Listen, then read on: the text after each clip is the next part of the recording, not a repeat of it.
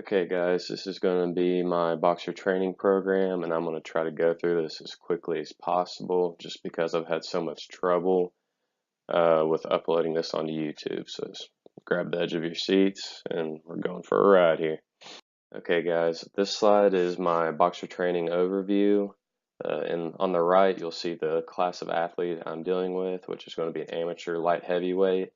And those are some different characteristics, and underneath of that is some testing that I can do to see where my athlete is currently in their physicality. On the left side, you'll see the training regimen days. So day 1, 3, and 5 are going to be days where I've actually programmed in the training for my athlete. Days 2 and 4 are days where my athlete is going to go and actually work on their specific skills with another coach. And this can be things such as shadow boxing, bag sprint, sparring, heavy bag, tennis ball hits, just actually working on the specific skills that are needed for this sport. And this slide right here is overlaying the training for the fight on March 21st. So day 1 here, this is how all of my all the cycles are going to look, and this very similar layout. Weeks 1 through 7, I'm building my athlete up to a max out day or just a max repetition day. I don't ever have my athlete do a 1 rep max. Then week 7 is a deload. Then weeks 8 through 12. The rep ranges and percentages vary from light to moderate, and that's just so I don't overtrain or tax my athlete too much before their specific fight that they're training for. And my exercise selection here, I'd have a lot of supersets. And the reason I do that is just a high level supersets will keep the heart rate high and the lactate threshold high. And that's primarily because it's such a taxing sport, so the training should ideally reflect that. And I try to incorporate as much leg training and emphasizing neck as well. Just that neck is primarily for injury prevention and just overall strength because I want my athlete to be able to take a punch. And the reason I referenced legs earlier is just because the mats they compete on are very absorbent. So the legs will be one of the first things to go. But my exercise selection here, I've got a barbell push press paired with band resisted high pulls just to train 2 opposing ranges of motion. Then I've got back squat with standing calf raises and Penley row. For those of you that don't know what a Penley row is, it's similar to a bent over row, but the bar returns to the floor after every rep. And that break in the eccentric and concentric allows for a tremendous development of root strength. Then we'll go into incline dumbbell bench, neck training, then biceps and triceps.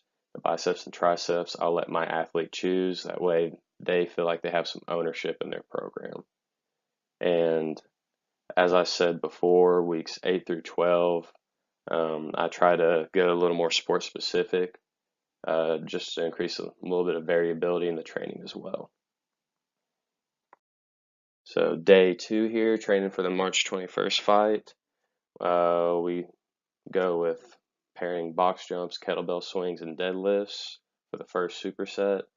The reason I did that is just trying to generate as much power and strength through the legs as possible. And I feel like box jumps and kettlebell swings are good primers for the deadlift. And then from there we go to barbell flat bench, dumbbell rear delt flies, just trying to get a little rehab in there on the shoulders. Then we go into neck bridges with cervical flexion. And for those of you that don't know what I mean by cervical flexion, that's where your back will be against the wall.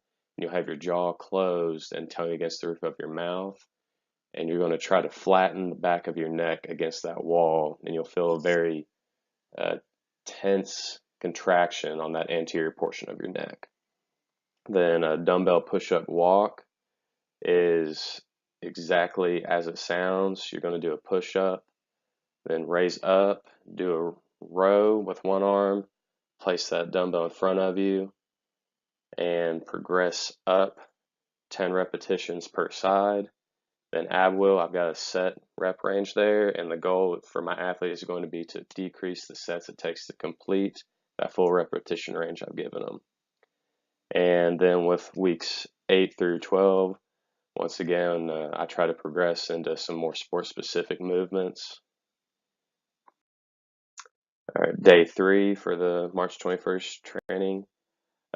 We've got some Olympic lifting here, and the reason I chose power cleans is just because it's a great muscular development, and it develops great explosive power along with speed and strength. And I left it by itself. I didn't superset it with anything. That way, my athlete can really focus on that lift, and hopefully their form won't deteriorate.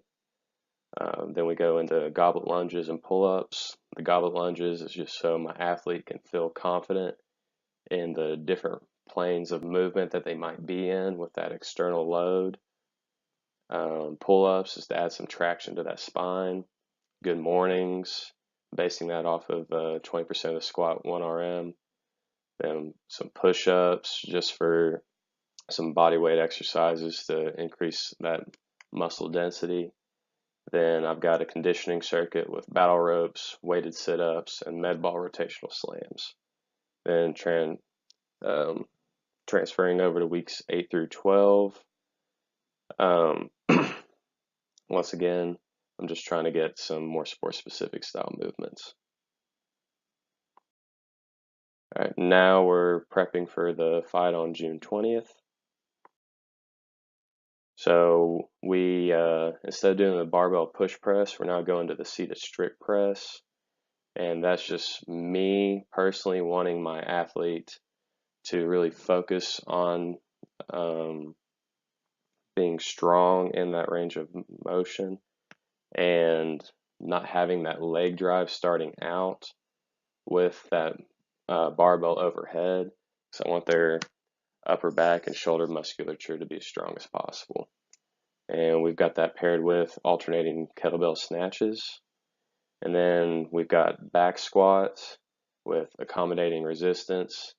And I've got this quite a bit in my program just because I'm a big advocate for accommodating resistance, since it increases the overall velocity of the movement, which in turn gives an increase in the average power output at that given rep percentage.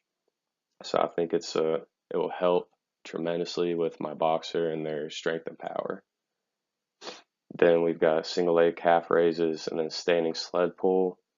And by standing sled pull, I quite literally mean that my athlete will be standing straight, and there'll be a rope attached to the sled, and I want them pulling that sled to them. And with each set, they're going to be increasing the weight. And this is just me wanting to really strengthen that rowing motion in my athlete to get that back musculature as strong as possible. And we've got wall ball, some more neck training again, and biceps and triceps. And then we go into weeks 8 through 12, and we go from seated strict press to standing strict press, just to lengthen the kinetic chain on that movement. That way it might be more taxing on the body. Then alternating kettlebell snatches for a minute for maximum repetitions in that 1 minute. Then back squat is no longer utilizing the resistance bands. We've got dumbbell jump squats, standing sled pull, but the weight will remain constant this time. And the goal for them is to decrease the amount of time it takes to complete each set. Then dumbbell punches, which is a very sport-specific movement. And once again, some more neck training and biceps and triceps. Day 2 here, instead of box jumps, we're going to do broad jumps. It's similar to the movement. It's just for a distance rather than a horizontal distance rather than vertical. Still very great for power. And we've got medicine ball slams paired with a rack pull. And the reason I chose rack pull is just because there'll be less shearing stress on that spine potentially compared to the deadlift. And you can overload the rack pull more so than the deadlift. So this will allow the athlete to feel very strong and confident in this movement and even allow them to want to increase weight. Then we go barbell flat bench with accommodating resistance, dumbbell shrugs, more neck training, standing Arnold press, and that's just to, once again, address those shoulders, try to keep the rotator cuffs healthy, then crunch and reverse crunch. Weeks 8 through 12, we progress the broad jump to a broad jump with a lateral shift, and that can be on the coach's call. So they'll do the broad jump, and I can tell them left or right. Medicine ball rotational slams, and then we transfer from rack pull to a deadlift just to see if the athlete feels more confident in that movement pattern. Barbell flat bench is no longer with accommodating resistance. Dumbbell shrugs, neck bridge, and then landmine, reverse lunge, and press. This movement has a very large emphasis on ankle and hip stability, which I think is crucial in this sport. And it's a full body exercise as well, so I thought it was very good to throw into the program. Day 3 here, we're not doing power cleans, we're progressing to clean and jerk. And I did a clean and jerk rather than a snatch, primarily because it requires more overall strength than the snatch, and it improves anaerobic and cardiovascular performance while also reinforcing a strong core. So I felt like going from the power clean to the clean and jerk was a good transition, and this is, as I said earlier, going to really reinforce the need to have that strong core, which is of dire need in the sport since the athlete's taking shots to the stomach, to the head, body, just everywhere. Then we got walking lunges, chin-ups, adding weight. Once again, that's just to add some traction to the spine, GHD, clap push-ups, some more neck training with a partner. Our conditioning circuit this time is a machine rower with plank and Russian twist. The machine rower is a set distance per set.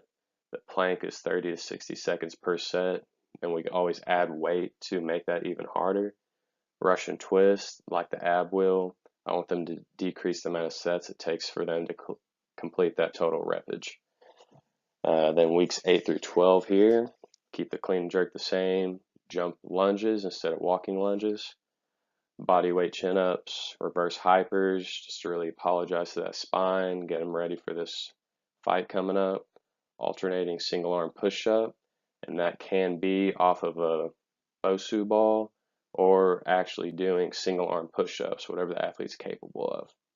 Then the machine rower is progress the distance from week 8, 9, 10, 11, and 12 differently, just because on weeks 9 and 11 I have them do an AMRAP because I really want my athlete just itching for this fight, just ready to go.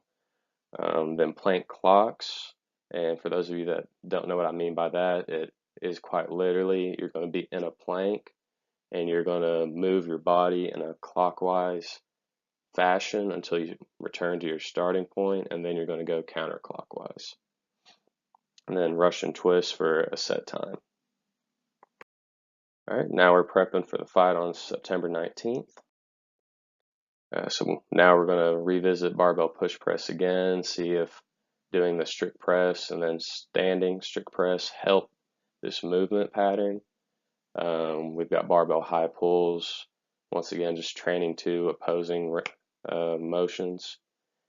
Then instead of back squat, we're going to do front squat this time around, and I'm going to base the percentages for the front squat off of about 80 to 90% of the back squat 1 rep max. Pairing that with calf raises and chest supported iso row with some fat grips. The reason I want fat grips on there is to increase my athlete's grip strength along with the forearm and arm musculature. Then handstand push-ups with neck training, biceps and triceps again. And weeks 8 through 12, Once again, we're going to keep the barbell push press the same, barbell high pulls with a hold at the top. Front squat is going to stay the same. We've got barbell jump squats, bent over barbell row, and we're going to base the percentages we use off the Penley row, and we're throwing that in the program now just to see how strong we have gotten that back musculature from our first training cycle. Then we've got neck training once again, biceps and triceps, and I threw in handstand walks just because, as I've said many times before, I really want those shoulders to be as healthy and as strong as possible. Day 2 here, we're going to revisit box jumps. Then we've got alternating kettlebell swings with a deadlift and barbell flat bench, TRX Y pulls for some nice shoulder health, rehab, neck bridge, trap bar farmer's walks with fat grips, and then a TRX suspended crunch. That trap bar with the fat grips is to, as I said before, with a iso row, strengthen that my athlete's grip, but also have that isometric hold on the traps as they have to walk that set distance. Weeks 8 through 12, we go to single leg box jumps, medicine ball side toss, deadlifts, barbell flat bench, YTIs on an incline bench, and neck bridge, trap bar farmer's walk. You'll maintain the same weight, but I want my athlete to have to travel as far as they can, increasing the max distance each week. And then we've got a TRX pike. Day 3, we progress back from the clean and jerk back to the power clean, and that's primarily because I have them doing that push press in day 1, and I don't want to potentially overtrain that overhead movement too much, and that's my ideology of why I regress back to the power clean. But we've got walking lunges, pull-ups, good mornings, TRX chest press. TRX chest press is just to have to increase the stability in that the chest and shoulder musculature. Partner manual neck flexion extension, and this time the conditioning circuit is jump rope, V sit-ups with landmine oblique rotations. The V sit-ups is, as I've said before, what we tried doing with the ab wheel and the Russian twists. Weeks 8 through 12, got power clean, overhead walking lunges this time. That's just to lengthen that kinetic chain, having to have that stability in that shoulder, but also maintaining a strong core, almost simulating that clean and jerk. And pull-ups with a resistance band, band resisted good mornings, single arm medicine ball throws, trying to simulate a jab or ideally a jab, not a hook. If you throw a hook with a medicine ball, that is not going to be fun on the rotator cuff. Partner manual flexion, manual neck flexion and extension. Then we've got weighted jump ropes for a minute or 90 seconds, depending on the week.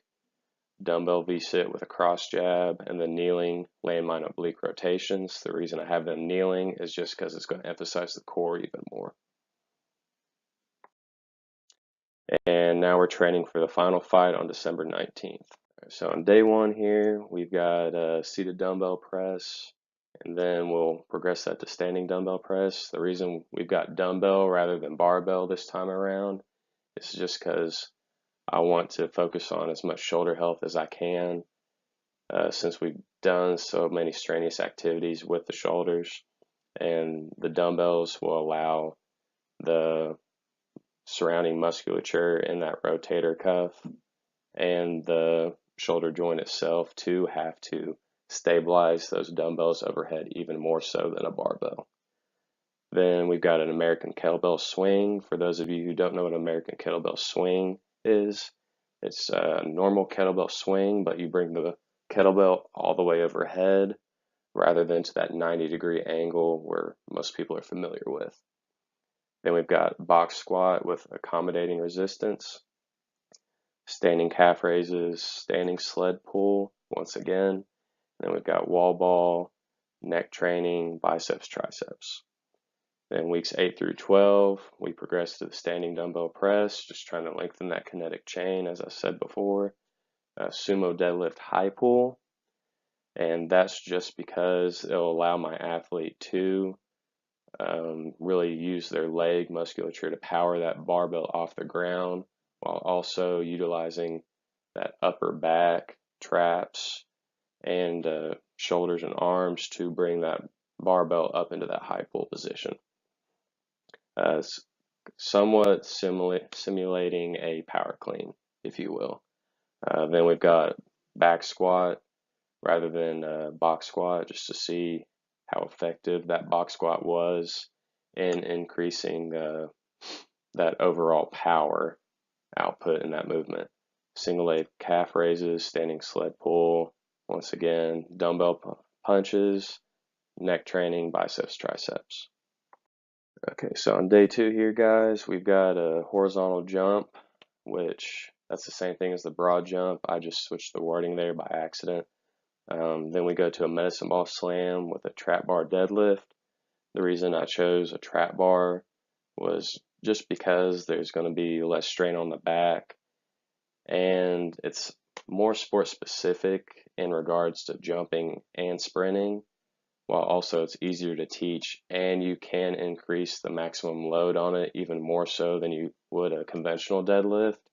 So just like the rack pull, you can have a heavier load on the bars to increase your athlete's confidence. Then we've got barbell flat bench with accommodating resistance once again, dumbbell rear delt flies, neck bridge with an isometric palette press with lateral sled pull. And that's just to have that isometric hold in the shoulders and the core while pulling that external load for a set distance. Then ab wheel, and as I've said before, the goal there is just to decrease the total amount of sets it takes to finish that total rep amount. Then we've got the horizontal jumps, lateral shift again, sledgehammer swings, trap bar deadlift. We're going to keep that the same. We're not going to progress it to the conventional deadlift. Go barbell flat bench, no longer with accommodating resistance. Face pulls, a little prehab rehab. Neck bridge, landmine rotational squat to press. For those of you that don't know what that is, it's a very, very athletic movement. The barbell, you'll have it grasped in one hand with a staggered stance. You're going to bring your rear leg back into almost a squat, and then lower your hips down into that front squat, and then explode up and press the barbell overhead. It's a full body movement. It could be it can be utilized as a conditioning workout as well. It's just very, very taxing on the body. That's why I put it in there. And then once again, we've got the ab wheel. Day 3 here, we've got the power clean for weeks 1 through 7, and then I progress it to the clean and jerk weeks 8 through 12. With the power clean, we then go down to the Bulgarian split squats. That's just trying to get some nice single leg strength going on. Chin ups for traction on that spine, GHD, clap push ups once again, some partner neck training. Then our conditioning circuit this time around is going to be machine rower, weighted sit ups, and a Russian twist. And I already addressed it earlier, but we've got the clean and jerk for weeks 8 through 12. And we're just trying to get very sport specific for this last fight. Bulgarian split squats with a resistance band added this time. Chin ups with a resistance band. Reverse hypers to apologize to that low back. Push ups for max repetitions in 1 minute. Just throwing in that body weight, trying to, as I said before, increase that muscular density. Partner neck training, battle ropes, stand-up sit-ups, and med ball rotational slams for our conditioning circuit. So hopefully I didn't bore you all too much and you got some form of understanding of my frame of thinking with this training program. I tried to keep it as short as I could. So thank you all for listening.